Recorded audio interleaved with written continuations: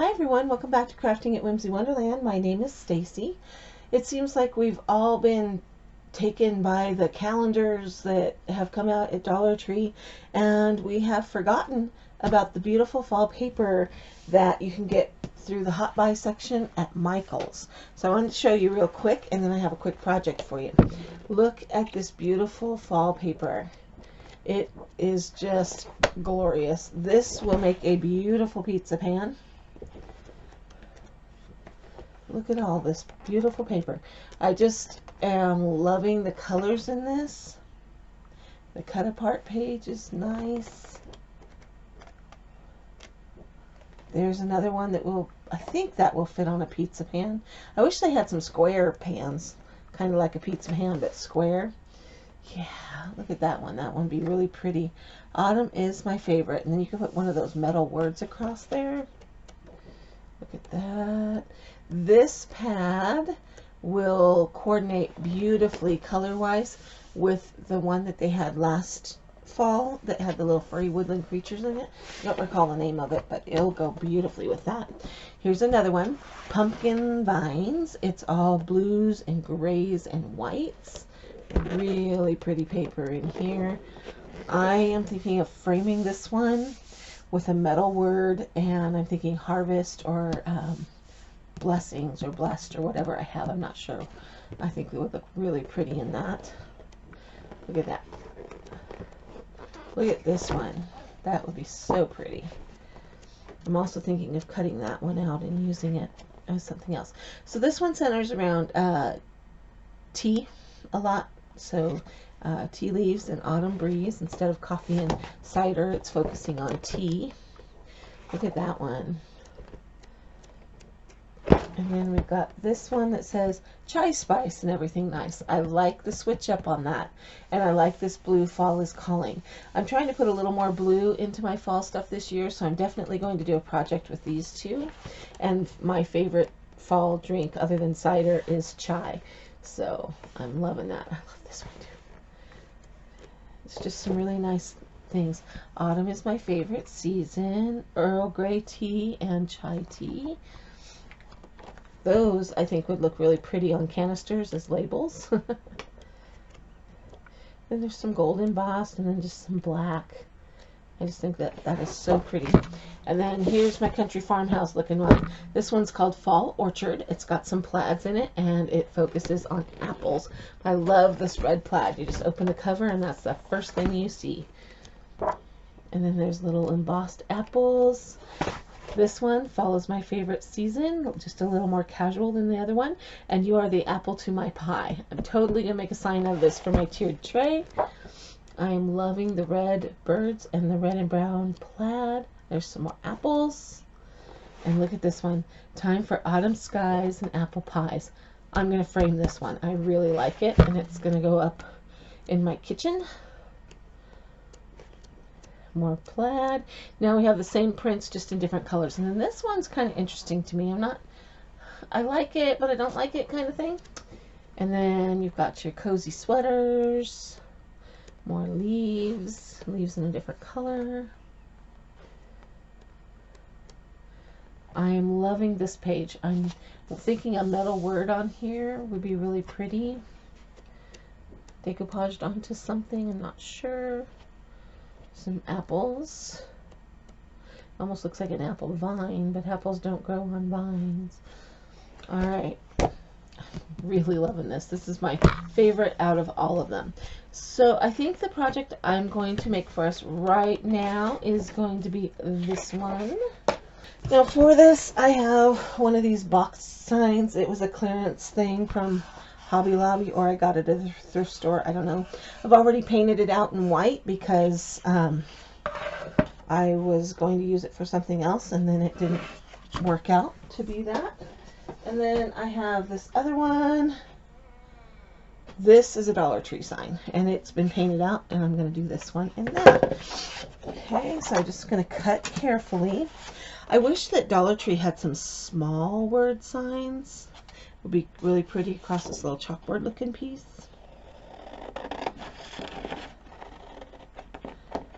I'm just going to cut carefully. And this is just going to be a really quick Mod Podge sign, and this is going to look adorable in my tiered trays. Alright, you guys have seen me Mod Podge so many times. So what I'm going to do is just put a layer of Mod Podge down on my sign base. This one's just a quick and easy. I'm going to go ahead and put Mod Podge on the back of the paper as well.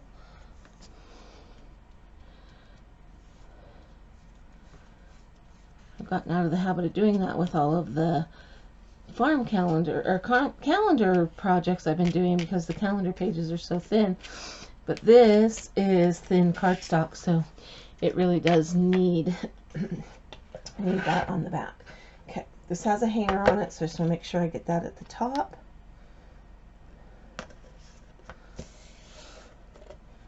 And I'm going to get this on, and this is a tiny bit bigger than the sign. So we're going to let it dry, and then we will sandpaper off the edges. This is a brayer tool that I got from the Martha Stewart collection at Michael's. If you don't have one, you can use a credit card to slide the... So if this was a credit card, you would just kind of push against like this to get all of the bubbles out and to make sure that your paper is smooth onto your piece. But I like the roller. I think it's just easier. If you can't find one in your craft section, then check where they keep the wallpaper paste and wallpaper tools and things like that, because that's what originally this was for wallpapering. So I've got a little bit of a lip on that. I'm going to just let it dry for a few minutes, and then I'll take some sandpaper to it and get those edges off. I'm gonna, while that's drying, I'm going to get this one going. This one does not have a hanger, so it doesn't matter which way it goes.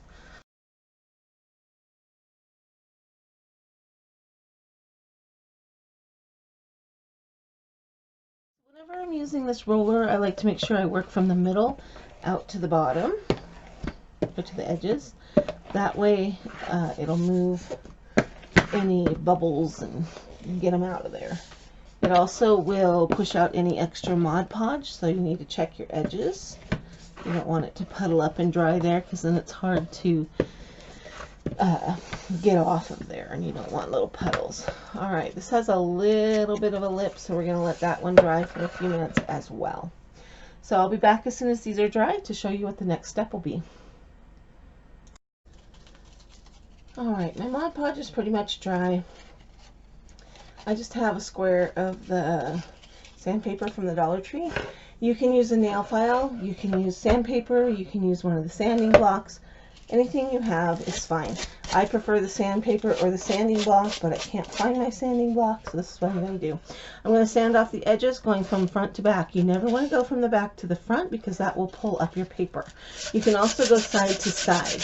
And this is going to do two things. It's going to give you a nice clean edge and get all that paper off, but it's also going to give you like a distressed line around the edge. So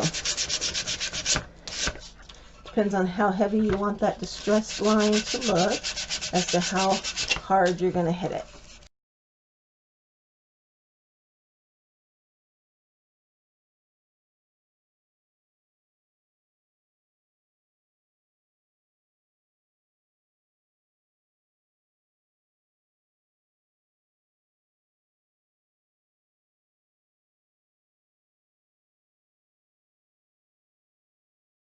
If you wanted to put some color on this, like distress it with some antique wax or even some ink or something like that, this would be the time.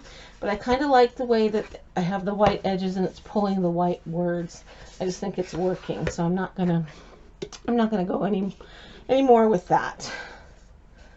So I'm gonna pull up this corner that I noticed was peeling up when I was sanding. Check my other corners. Just make sure that they're stuck down really well. I'm going to roll this one. Okay, and I'm going to check my corners on this one as well.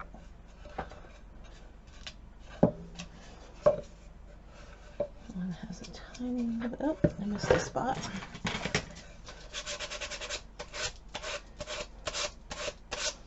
Alright. Okay. So they're all down, and now I just need to put Mod Podge over the top. And I want to make sure that I get the edges sealed on really well. And then I lay off all of my brush strokes going one direction so I get a smoother finish in the end. Alright, I need to let these dry. I'll be right back once they're ready. Alright, I'm not one to like to decorate my signs too much with bows and stuff. I do sometimes for the summer, but for fall, sometimes I will for Christmas, but for fall, I just like it to be simple and relaxed and cozy looking. What I prefer to do is like a farmhouse bead strand. So what I have is some old beads. I got a really good deal at a thrift store a while back, and I've just about finished up all of them that I got there. These are actual beads, I'm pretty sure, from the 70s. They're just too rustic looking to be from any other time. So there's like 4 that are this, and then there's a bunch that are, these are the last of the brown ones I have. I have one of these carrot garlands that was on clearance at Hobby Lobby after they opened back up at Easter. Ours closed and then opened back up after the pandemic calmed down a little bit. So I'm going to put a few orange ones on here, but this is focusing mostly on apples, so I don't want a lot of orange ones. I'm just going to pull these off just so they're off and ready to go. And then I have some of the red beads from the Dollar Tree. These come in the multicolor pack, and I buy like 5 or 6 packs at a time, and then I sort them by color and size. So I have some green and I have some red. Okay, and then I have these little apples. I've had them for the longest time. They're foam. I don't know where they came from. Probably a thrift store. They have little holes in them like there's worms in them. I'm going to use these as the end pieces, like the charms on my garland. So I'm going to open these up, and I'm going to grab my jute, and for my jute, you need something on there to make the string solid so you can pass it through the middle of the wooden beads, because inside the wooden beads is really kind of rough and textured. So what I do is I put a little bit of glue on my finger. It can be any kind of liquid glue is fine. Don't use super glue, you'll regret that. This is wood glue. I use tacky glue. I just use whatever happens to be handy. And I'm just twisting my jute in the same direction that the natural twists of the jute goes. And that will hold all of those little strands and fibers together so that it won't get stuck inside of the bead. Now, a lot of people just go ahead and put a piece of tape on their jute to thread them through. I don't like that. I've had the tape come off inside of the beads. That's been a pain, and it also sometimes bulks up. And some of the little beads I've got right now, the holes are so tiny that I can't afford it to bulk up. There's not enough space. I'm going to hit this with my heat gun tool just to make sure that the glue is dry. It just takes a few seconds. Just heat it up.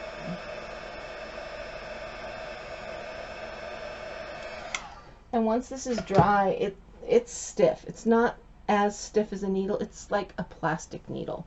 It's still flexible, but all of the fibers stay together. So I'm going to start, let's see, the apple's going to be on the end, so I don't really want one of these bright reds. So I think I'm going to start with the brown. You know what? I'm going to start with one of these really dark ones. And then I think I'm going to do a green. And these are all different sizes, and that's okay. And then a brown. And then I think I'll do a red. I'm going to put a brown one in between each of them.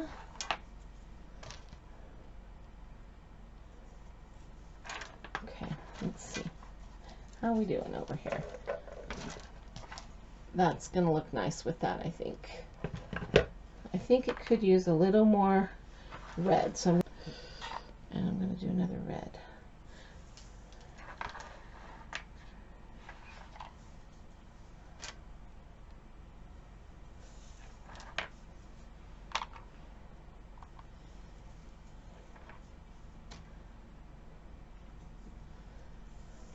You decide how long you want it. Mix up the sizes of your beads. It's totally fine.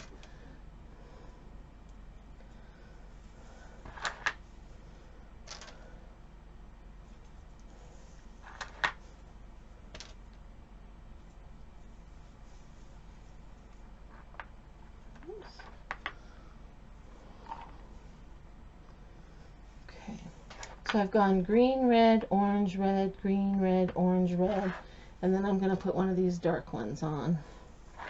I'm going to do the pattern again. I'm just making this. This will last clear through the fall season into Thanksgiving and everything. So.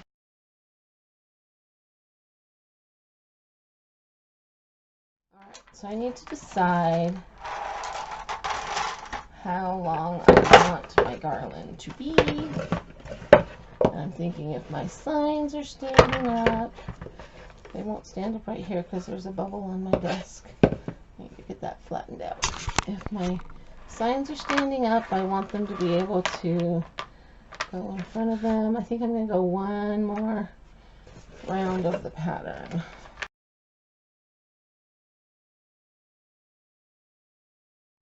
And I'm going to just go out of order just a little bit and put one more green on here so I don't have a red bead right up against that apple.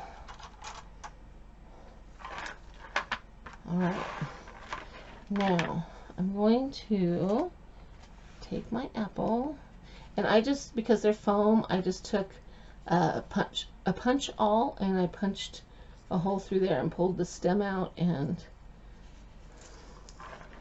voila, that's gonna look really cute. Actually, I'm thinking just for a little more separation. In that old set, I have 2 beads that are this color, and I'm going to go ahead and add those in just to give a little separation to that. I'm going to put an apple on the other end as well. So, okay. Now that's going to go in there. How cute is that? Now, I'm going to leave a tail on this end, and I'm going to leave a tail on this end. And I'll show you why in a minute. We're going to add tassels to the end of these apples. So I'm going to put this other bead on here. Hoping this will go through. I really don't want to put the glue on it just for this one piece. But I will if I need to.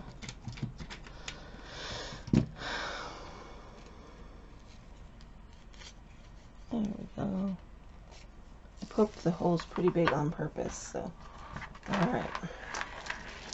There's what I've got so far, and I'm really loving how it's looking. Alright, next up is a tassel. You just need to decide how long you want your tassel to be. You can make a template, whatever. I just grab a card and I go for it.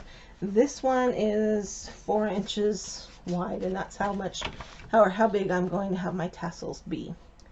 So I'm going to hold my jute on the edge of the card, and I'm just going to wrap. I'm going to do probably 50 or 60 times. So that's 1.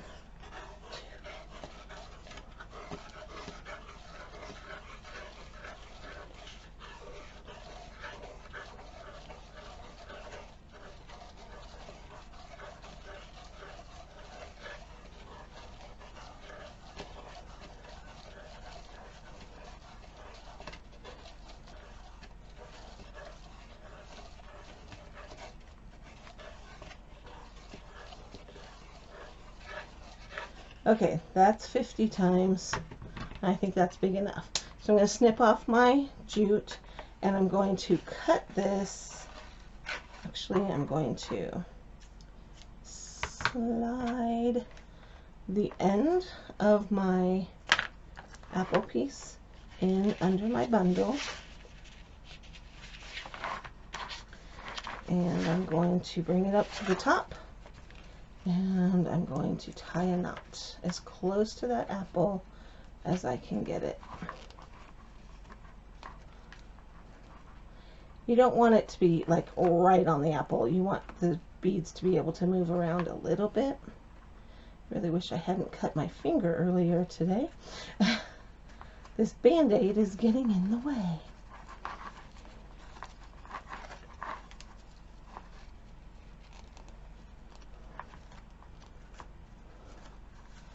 So I've got that tied in there, and I'm going to take this tail left from tying that and put it down here with the rest of the bundle of tassel pieces. And I'm going to come down here to the end and cut. Okay. Now, I've already got it tied in the middle from tying it onto the apple. So I'm just going to fold it in half. Get all my strings in there and grab another piece of jute. Put it underneath of it. I'm going to leave a little tail. I'll show you why in a minute. I'm going to tie a knot here again, just down a little ways from where I tied my apple on. Make sure that your apple piece is up there. And if you have any weird looking pieces, pull them down. Okay, tie that tight and double knot it. Okay, now I'm going to take that tail and I'm going to turn my tassel the other way because it works better for me being right-handed, and I'm just going to wrap that tail several times around my tassel to kind of make the little shank of the tassel. And then when I get to where I'm done with that and I've got it nice and tight, I'm going to tie a knot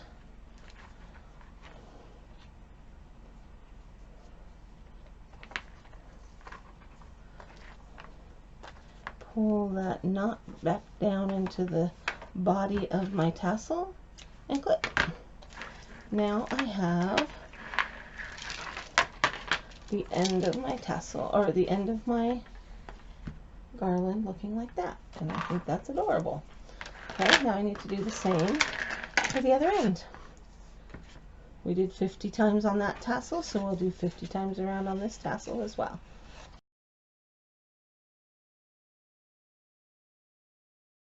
Scoot all these together because I got a little crazy, and the string that's on the end of my garland is going up inside of this bundle, and I'm going to tie a knot.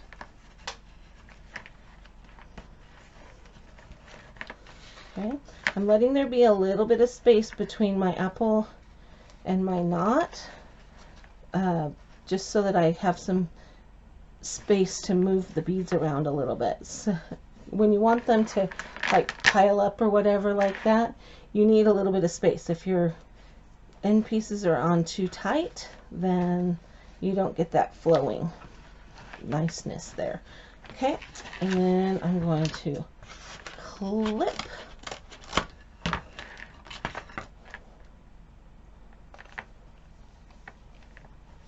and make sure that my apple piece is in the middle. Grab a piece, leave a tail, and then get on there. Then I'm going to tie my knot.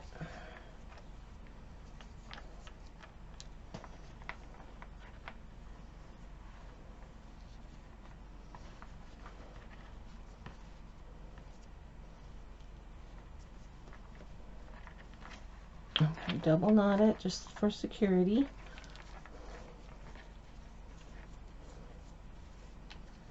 Okay, now I've got this one strand acting funny, so I'll get it moved in there. Turn my tassel so I can wrap easily. And I'm just going to take that long tail I left and wrap around to make a shank. I hope that's making sense to you. Okay, and then when you're just about done, start working your way back up kind of towards the top where your other string is, because otherwise you'll have a knot in a weird spot. Which is fine, it works too. Okay, double knot. Pull your strings down into the body of your tassel and clip. Those are kind of crooked. Alright. Now I have about this much play in my string, and that's okay, because when I put my beads and things on my shelves, I like to do stuff like this and let the tassels go off either which direction, or drape them over something, and you need that little flexibility in order to be able to bend it. Alright, I'm going to set this up all cute and pretty, and I will be right back. Alright, there you have it, my fall apple pie themed beignet that I'm going to be putting on my shelf in my living room. I just love the apples. It's just something different. Everybody's doing pumpkin pie, pumpkin spice, and I just thought that the apple pie theme was really cute, and I happen to have those apples on my shelf, so that worked out really well.